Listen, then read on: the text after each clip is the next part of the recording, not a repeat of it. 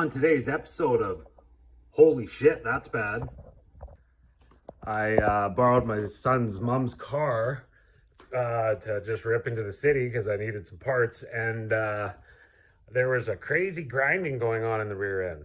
So I asked her, I'm like, didn't you say that you had your brakes done like not too long ago? She said, yeah, about 100,000 kilometers ago. She had a few more miles on her. For sure. My goodness. Nothing left.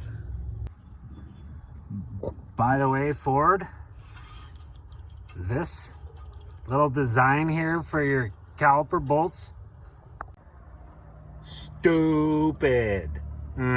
Stupid.